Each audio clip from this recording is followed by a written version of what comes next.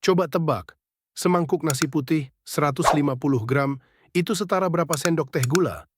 Jawabannya 10 sendok teh. Lebih banyak dari sebatang coklat. Ini bukan opini saya. Ini dari Dr. David Unwin, salah satu dokter paling berpengaruh di Inggris. Dan yang bikin lebih gila, dokter ini sendiri baru sadar soal ini setelah 25 tahun jadi dokter.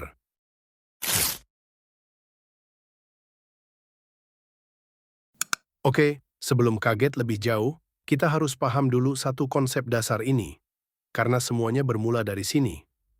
Karbohidrat itu sebenarnya adalah gula. Tapi gula yang lagi bergandengan tangan. Bayangin gitu aja, molekul-molekul gula berpegangan, membentuk rantai. Nah, pas kamu makan nasi, atau roti, atau kentang, tubuh kamu melepas gandengan itu. Satu-satu. Dan begitu lepas, jadilah dia gula bebas yang langsung masuk ke darah kamu. Makanya walaupun rasanya tawar, nggak manis sama sekali, tubuh kamu tetap memprosesnya, persis seperti gula pasir.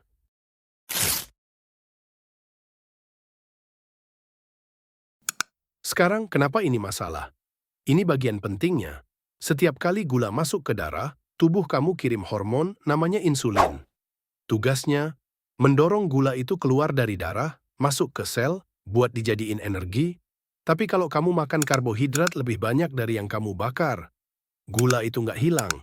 Dia diubah jadi lemak dan disimpan di perut dan di hati kamu. Dr. Unwin cerita soal dirinya sendiri. Dulu dia punya kebiasaan makan biskuit. Pasien-pasiennya suka kasih hadiah biskuit. Dan tanpa dia sadari, selama bertahun-tahun, hatinya perlahan dipenuhi lemak. Kondisi ini disebut fatty liver. Dan sekarang, sepertiga orang dewasa di negara maju punya kondisi ini. Seringkali tanpa gejala. Selama 10 tahun, kalau dibiarkan, hati jadi kebal, resisten, sama insulin. Tubuh terpaksa produksi insulin lebih banyak lagi buat kompensasi. Dan lama-lama, pankreas kelelahan. Nah, di titik itulah diabetes tipe 2 muncul.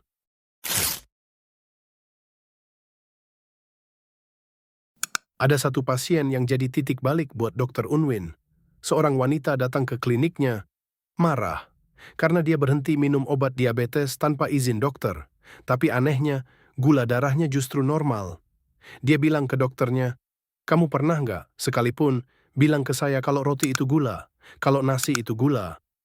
Dia belajar semua ini sendiri, dari internet, dan berhasil sembuh, tanpa obat sama sekali. Momen itu bikin Dr. Unwin sadar. Dia udah kasih saran yang salah. Selama puluhan tahun, jadi dia coba sendiri. Pola makan rendah karbohidrat, bareng istrinya dan beberapa pasien yang mau ikut, di luar jam kerja tanpa dibayar sepeser pun. Hasilnya, fungsi hati membaik, berat badan turun, tekanan darah normal, dan yang paling aneh menurut dia sendiri, mereka jadi jarang lapar.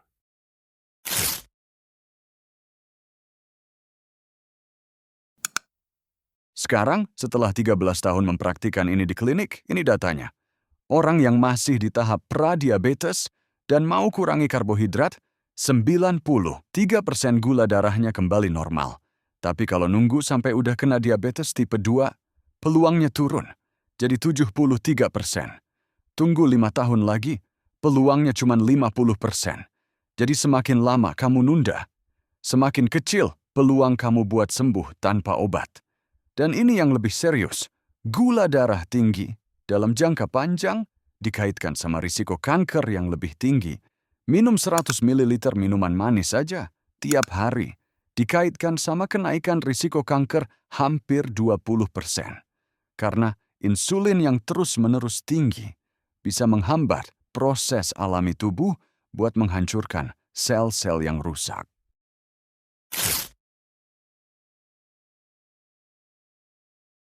Tenang, Dr. Unwin gak nyuruh kamu berhenti makan karbohidrat total. Sarannya simple, cuma 4. 1. Fokus ke protein dulu di setiap piring kamu. Ayam, telur, apapun yang ada. 2.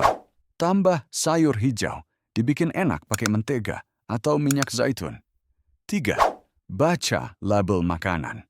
Jangan cuma lihat gula tambahan, tapi cek juga total karbohidratnya. 4. Coba perpanjang jarak antar makan. Banyak orang justru nggak makin lapar, malah lebih fokus dan nggak gampang ngidam yang manis-manis. Dia juga kasih satu tes gampang buat cek kesehatan metabolik di rumah. Ambil tali sepanjang tinggi badan kamu, potong jadi 2, lingkarkan ke bagian perut paling gemuk.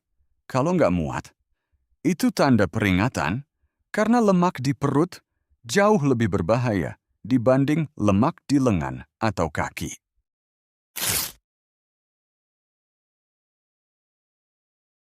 Jadi intinya, makanan yang selama ini kita anggap aman, nasi, roti, jus buah, diam-diam ngasih beban gula yang besar ke tubuh kita. Bukan berarti kamu harus takut makan, tapi setidaknya sekarang kamu tahu apa yang sebenarnya masuk ke tubuh kamu. Kalau video ini bikin kamu mikir ulang soal isi piring kamu, share ke orang tersayang. Sampai jumpa di video berikutnya.